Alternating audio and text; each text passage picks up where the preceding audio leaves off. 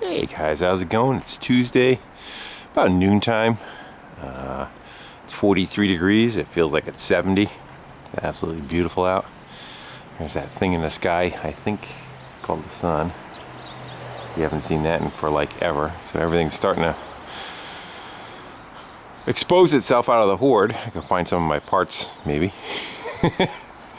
Anyway, single cab has been getting more work done. I took that ride over the weekend to John's in Vermont there. It's just an awesome place. It's just an old school VW shop that's, had a lot of time in the same place, and a guy that goes and searches out and holds all the parts and keeps all the air-cooled stuff alive. So he was definitely my go-to to go and get some parts that are, let's say, a little hard to come by, a little more difficult. And definitely the first thing was I got my new windshield. No, that's not the new windshield. That's the old one. And one good swift kick from the inside. Got that to pop out of there because I wanted to save the rubber. You got, in old glass, you have a choice. You're either going to cut the rubber out or you're going to kick the glass out. And especially when they're old, they're brittle. They're not much on taking any kind of abuse. So the rubber was in there, was new. I didn't want to cut that one out, so I didn't. And if you notice, the back bumper's on it. Actually, you guys, kind of the first time seeing it with the door open, you actually see it from a little bit of light on it. Still needs to be pulled out, but kind of see.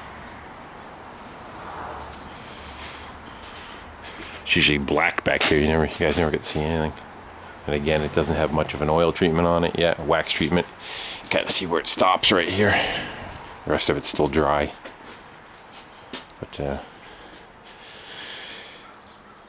that's a bay window bus, but it had the right patina on it. Bay window bus back bumper. They are not the same, as you can kind of see by the mounting holes. That's where a bay would normally be, and a splitty, they're closer together and not in the same location. So I was going to I got another set of bay window brackets. I was going to take the two of them, sister them together, and get them to use the same old holes, but it was getting to be more of a pain in the ass than it was worth it. So I figure I'd just punch right through it and use them, and it actually kind of makes probably for a stronger setup instead of trying to sister two brackets together. And I love the bumper sticker. My exhaust is on there. I probably got about 3/8 of an inch, something like that, of play in between. And it is welded on for now. Right now I'm just trying to get it roadworthy and on the road, and then I could fine tune and play with stuff as I see fit afterwards. I'll split it and put the other one going the other direction, etc. I kicked the bumper back probably about 3/4 of an inch more than it normally would be. Normally the gap wouldn't be this far, but I wanted to protect the exhaust so the exhaust wouldn't hit first if you did back into something or something bumped you or whatnot. So what's that, guy? When I was at John's, I grabbed a couple of things. I grabbed the rear view mirror that it doesn't have. I got front license plate holders. There's like a fancy rubber, kind of rubber metal brackets that go around the front tubes to hold that. The seal, the bearing is gone in this axle. And we looked through the books. I thought I had the right bearing when we were there, but it's not. The one that's in here is a one piece, and the one that I got was more of a tapered bearing, a two piece, and that's not what it uses. So I did ended up ordering another one. But I grabbed a couple of gasket sets and the seal. And the seal and the gasket goes inside this cap right here. So I put new ones of those on, slid it back on. It took care of the play for now because the gasket's just holding it. But if I go to put the drum on, put the wheel on, the weight's going to push up on it, and I don't want to ruin that seal that I just put in there. So for now, I just stopped it from leaking before it would drip real slowly around it. So all the other wheels are on, but this one, because I just don't want to put any weight on it. If I have to, I will, but no sense destroying something I don't need to. And it'll drain. Like if you leave it open, it'll probably drain about a third of the fluid out of the transmission, because it goes from the trans down that tube, and they try to keep the gear reductions full of fluid. They do have their own fill. There's a cap for it right there, and then on the bottom is a drain. And inside that box is a set of gear reductions. A Beetle would just come straight out of the axle and run, whereas on a bus, they, due to the amount of weight of the vehicle, they knock the gear ratio down right here some. So just give it enough power when it's all loaded up. So about 5 or 6 days I should have the bearings for that, and I still do have some more stuff to complete, so we'll just let that sit and be. But I did put the wheels on. Of the ones that I can do, because they're all done. The brakes are all done inside those. And guys are asking what I'm going to use for wheels. Those are the original wheels right there, and with the same patina that kind of matches the body. Not much on... I don't like the little skinny, low profile tires. That's just not me. I actually kind of like it the other way around, with what it more would have came from the factory, which would have been a skinny, taller tire. And that's what I'm going to go look for. I might even do like snow tires all the way around. I'm going to use this thing, and it's going to have to go crawl in people's backyards and get tractors out and mowers and whatnot, and maybe a ride or two into the cabin, that kind of thing. So I kind of want it so it can go where it needs to go. So I will keep an eye out for those tires, but for now I do have good ones on there. Enough to go get a sticker and run it. And there's the new windshield, which is pretty good. Again, I wanted one that had some age to it, because if you look at the original one that's in there, you can kind of see all the bubbling and stuff that kind of is coming through the glass, and it shows its age. And I didn't want to brand spank a new one in there. So we found this one at John's. I don't know if you guys can see. I know the thing's getting you. You can see it does have some of the bubbling and stuff kind of coming up through it. And maybe over time it'll get better. You see them? So it kind of matches, except for this one you could tell is older. It's got some hazing going around the edge of the glass. But they both have the VW insignia on them. So it is an original VW glass. I don't know, those little things like that I kind of like. I like trying to keep as much of it original looking as possible. So if I had to do it again, yeah, this one's in better shape. I would have put this on the driver's side and vice versa, so you're looking through a little bit better piece of glass. But to get them back out of there is a tricky deal without breaking them. So I figure I just leave well enough alone. So what else? You think that was it? No. I figure I got far enough where I can actually start jumping on the inside. So as you can see, we'll open this up.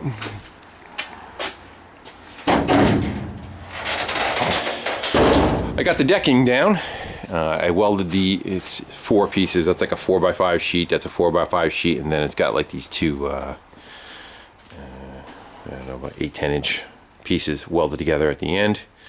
So what I first started doing was I just tacked the whole thing together. All 4 pieces were tacked together, and then from there I slid it to one side, marked where the rails were, and then I slid it to the other side, marked where the rails were, and then took a marker and just ran right down the center of them, so I knew where everything was. And then I made myself a little story pole, and essentially every 5 inches I drilled a hole for a plug weld, and they're consistent. So if you look at it from the end, all of them will line up. If I ever get to the point where I want to run wooden ribs or metal ribs or something down the center of them, I can, and it'll hide all the spot welds. And basically all I did is I just took my ruler, and on the back side, I usually use the back sides for that, I just kind of marked where 5 inches are on each one of them. Instead of trying to use the numbers, I just mark it on the back, kind of like doing siding, and just held it all the way down and marked all my marks and drilled them. So that got a lot of welding dust on here, but or grinding dust, but you get the idea. They'll line up in a row. Going this way, they're all in a row. So if I do run some strips, I can lay it right over the top of them and hide them. And then after that, I went and hit them with the grinder. A while ago, I dropped that big grinder on the floor, and I put a crack in the disc. And I'm like, oh well. I kept using it and using it and using it. And I'm a cheap bastard, and probably to a fault. And finally, it just let go while I was using it. And fortunately, it didn't hit me, and it just shot up and shot into the ceiling. And then this was still going full speed, so the grinder was shaking like a bastard. Had to hold on to it till the speed went down. But I officially say that one's done, and I ran out to Home Depot that night and grabbed 2 other ones.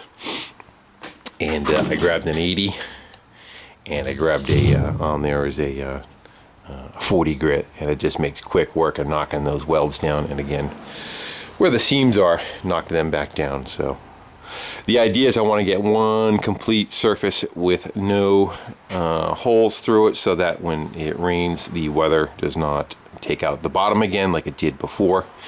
Kind of a stupid design the way they had it. It's kind of it's a ribbed metal, like any pickup truck has. It has that rigid floor.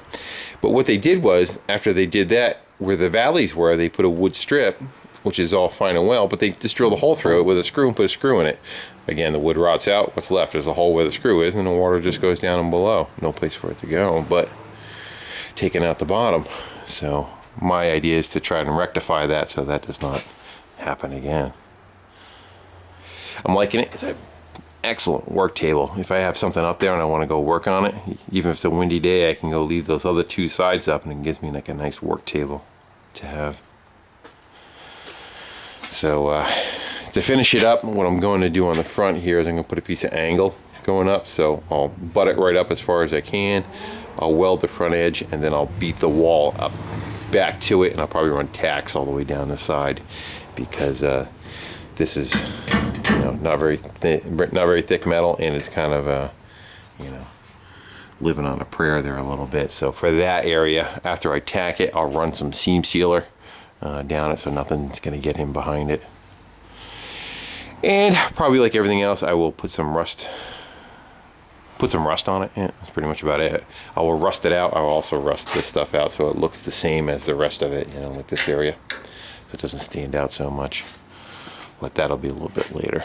I gotta put my my tie downs. I got shackles that can go all over the place, and then the winch is going up in the front there, and that should actually complete that. Once I get that back wall beat into place, I left the back window out on purpose so that I could actually reach in from the inside with a hammer and beat on it, and I don't have to worry about cracking the glass, because I'm moving that back wall, that cab some, you know. So, alright guys, well, I'm gonna go get my tank filled, because I did run out of gas, so I gotta go get my bottle filled, and I can come back. Right now the edges are just tacked all the way around. They are not finished welded, so that is on today's agenda, which is nice because I could leave the door open. So that's it for now, guys. I am going to see if I can get this knocked out welding wise today, and then do some spray on there, and get it to start rusting out a little bit before I can clean up the outside edges going all the way around, and do my finish waxing on it and get it looking how it's gonna finally end up looking, you know. Alright, again guys, thanks for watching, comment, and subscribing, and hopefully a couple more videos on this thing, and we are going to be putting around town. Take care, bye.